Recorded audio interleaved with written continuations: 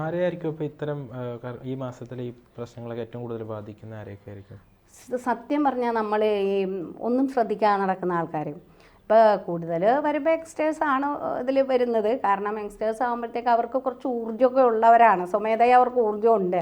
അപ്പോൾ അവർ ആ ഊർജ്ജം വെച്ചിട്ട് അവർക്ക് തോന്നും ഇങ്ങനെയൊന്നും സ്പെഷ്യൽ കെയർ ചെയ്യേണ്ട ആവശ്യമൊന്നുമില്ല, നമുക്ക് എങ്ങനെയും പോകാമെന്നുള്ളൊരു രീതിയിൽ പോകുന്ന സമയത്ത് അവർക്ക് കുറച്ച് ബുദ്ധിമുട്ടുകളൊക്കെ ഉണ്ടാകാൻ സാധ്യതയുണ്ട്. കാരണം ദൈവികമായ ചൈതന്യങ്ങൾക്ക് പകരം നെഗറ്റീവായിട്ടുള്ള ചൈതന്യങ്ങൾക്ക് ശക്തി കൂടുന്ന സമയം. അപ്പോൾ ആരെങ്കിലും വിചാരിക്കും ഇവനൊന്ന് തകർക്കണമെന്നൊക്കെ വിചാരിച്ച് എന്തെങ്കിലുമൊക്കെ ചെയ്തു കഴിഞ്ഞാൽ ഇയാൾ അതിനെ സ്പിരിച്വലി ആത്മീയപരമായിട്ടൊരു ഒരു ഉണർവ് അയാളുടെ ഭാഗത്തു നിന്നുണ്ടായില്ലെങ്കിൽ അയാളുടെ ഓറ നശിച്ചിട്ടുണ്ടാവും. അതുപോലെ തന്നെ ഏഴര ശനിയുള്ള ആളാണ്, കണ്ടകശനിയുള്ള ആളാണ്, കേതുവിൻ്റെ ദശാകാലം നടന്നുകൊണ്ടിരിക്കുന്ന ആളാണ്. ഇങ്ങനെയൊക്കെ വരുമ്പോഴത്തേക്ക് അയാൾ ഓൾറെഡി നമുക്ക് വളരെ ബുദ്ധിമുട്ടേറിയ സമയങ്ങളാണ്. ആ സമയത്ത് നമ്മൾ കർക്കിടക മാസവും കൂടി വന്ന് അവിടെ നിന്നുള്ള ബലവും പോയി.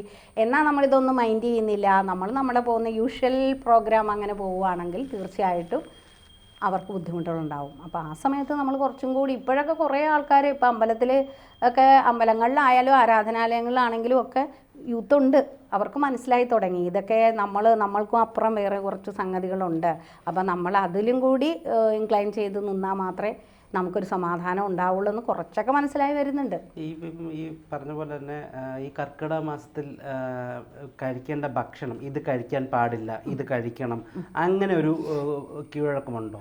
ഉണ്ട്. അത് ആയുർവേദചര്യയിൽ അങ്ങനെ പറയുന്നുണ്ട്. അധികം എരിവ്, പുളി, നോൺ വെജുകൾ അങ്ങനെയുള്ള സാധനങ്ങളൊന്നും കഴിക്കരുത്, സാത്വിക ഭക്ഷണം കഴിക്കണം. നമ്മുടെ ബോഡി ഒന്നാമത്തേന് തണുപ്പാണ്, അതുപോലെ തന്നെ ബോഡി ഇളതാകുന്ന ഒരു സമയമാണ്. അപ്പോൾ ആ സമയത്ത് നമുക്ക് സാത്വിക ഭക്ഷണങ്ങളാണ് കൂടുതൽ. അതുകൊണ്ട് തന്നെയാണ് ഒരുപാട് എരിവ്, പുളി അതൊക്കെ ഈ രാജസമായിട്ടുള്ള ദേഷ്യം അങ്ങനെയുള്ള സംഗതികളൊക്കെ ഉണ്ടാക്കും. കൂടെ എരിവ്, പുളി ഇതൊക്കെ നമ്മൾ കൂടുതൽ കഴിക്കുമ്പോൾ.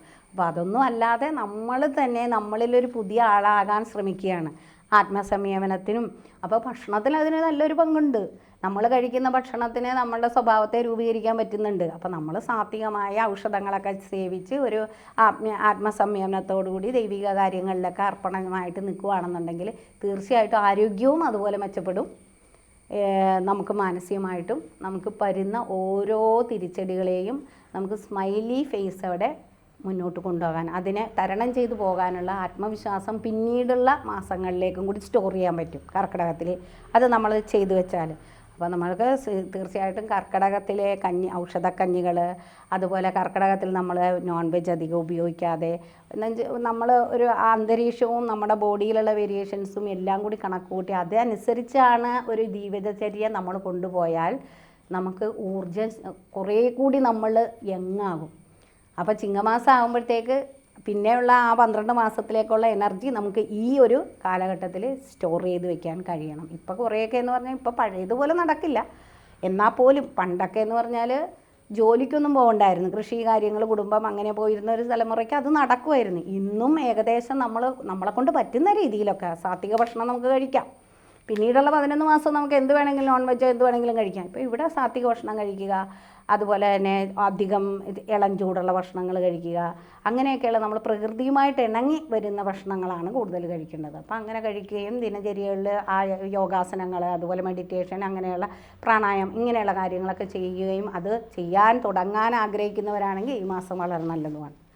അപ്പോൾ അങ്ങനെ അതൊക്കെ അതാണ് ശരിക്കും എല്ലാം കൊണ്ടും കർക്കിടകത്തിനൊരു പ്രാധാന്യം ഇപ്പോൾ കൊടുക്കുന്നത് അതുകൊണ്ടാണ്. പണ്ടിതിനെ ഒരു നെഗറ്റീവ് ആസ്പെക്റ്റിലൂടെയാണ് ആൾക്കാർ കണ്ടിരുന്നത്. കാരണം എന്താണെന്ന് വെച്ചാൽ അവർക്ക് എടുത്തു പറയത്തക്ക അവരുടെ കുടുംബങ്ങളിലൊക്കെ ആത്മീയത ഉണ്ടായിരുന്നു. അവർക്കൊരു ജോലിക്ക് പോകാൻ പറ്റില്ല, അവർ ആ സമയത്ത് വീട്ടിനകത്ത് തന്നെ ആയിരിക്കും, അല്ലെങ്കിൽ കുറച്ച് ദാരിദ്ര്യമുള്ള സമയം, അതുകൊണ്ടായിരിക്കും അങ്ങനെ കണക്ട് ചെയ്യുന്നത്. അപ്പം നമ്മളൊരു ഒരു ഒരു കർക്കിടക മാസമാണ്, അപ്പം നമുക്ക് ഇന്നൊരു ദേവനെ പൂജിക്കണം, അതിപ്പോൾ നേരത്തെ പറഞ്ഞ പൂജകൾ നടത്തണം. ഏറ്റവും കൂടുതൽ ശ്രദ്ധിക്കേണ്ടത് എന്ത് തരം പൂജകൾ ചെയ്യാനാണ്? അതിൽ ശിവാരാധനയാണ് ശരിക്കും പറയണത്. ശിവനാണ് പ്രകൃതിയുമായിട്ട്, അതായത് ശിവനും ശക്തിയും, ആ പ്രകൃതിയാണ് ശക്തി, ദേവി. അപ്പോൾ ആ ശിവൻ എന്ന് പറഞ്ഞാൽ നമുക്ക് തന്നെ അറിയാം, ആലുവാപ്പുഴ തനിയേ വന്ന് ശിവലിംഗത്തിൽ തഴുകി ധാരയായി പോകുന്ന സമയമാണ് കർക്കിടക മാസം. അപ്പോൾ ശിവപൂജയ്ക്ക് ഏറ്റവും നല്ല, അതായത് പ്രകൃതിയും പുരുഷനും തമ്മിലുള്ള ആ സംയമനമാണ് ഈ കർക്കിടക മാസത്തിൽ സ്വന്തമായിട്ട് വരിക. ആരും ധാര ചെയ്യുന്നതല്ല ഭഗവാന്. എത്രയോ സ്ഥലത്ത് അങ്ങനെ ശിവലിംഗങ്ങൾ സ്വയമായിട്ട് ധാര ചെയ്തു പോകുന്നു. അപ്പോൾ ആ ശിവനെ ആണ് നമുക്ക് നമ്മുടെ മനസ്സിലുണ്ടാകുന്ന ഒരു കോൺസെൻട്രേഷൻ വരാൻ വേണ്ടി, ഒരു ധ്യാനം, ആ രീതിയിലേക്ക് നമ്മുടെ മനസ്സിനെ ഒരു പോയിന്റിലേക്ക് കൊണ്ടുവരാനായിട്ട്. അതാണ് യോഗയുടെയൊക്കെ ഏറ്റവും പരമം പറയുന്നത് പരമശിവനെ തന്നെയാണ്. അപ്പോൾ പരമശിവനെ നമുക്ക് ആരാധിക്കാം. അപ്പോൾ അത് ശിവപൂജകൾക്ക് പ്രാധാന്യമാണ് കർക്കിടകത്തിൽ. പിന്നെ ഭഗവതി, ശിവശക്തി, ശിവനും ശക്തിയും. പിന്നെ ഇത് അങ്ങനെ പറയുമ്പോൾ നമ്മൾ ഓർക്കും വൈഷ്ണവരായിട്ടുള്ള ആൾക്കാരും ഉണ്ട്. വിഷ്ണുവിനെ സഹസ്രനാമങ്ങളൊക്കെ കണ്ടിന്യൂസ് ആയിട്ട് ജപിക്കാം, വിഷ്ണുവിനും പ്രാധാന്യമുണ്ട്.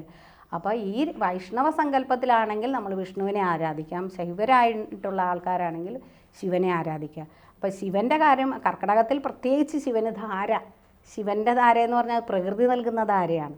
അപ്പോൾ ശിവനെയാണ് കൂടുതൽ ശിവാരാധനയ്ക്ക് ഏറ്റവും പ്രധാനമായിട്ടുള്ള, നമ്മുടെ മൈൻഡിനെ കോൺസെൻട്രേറ്റ് ചെയ്ത് കൊണ്ടുപോകാൻ നമ്മളെ സഹായിക്കുന്ന അങ്ങനെ ഒരു രീതിയിൽ നമുക്ക് ശിവന് പ്രാധാന്യമായിട്ട് പറയുന്നുണ്ട്.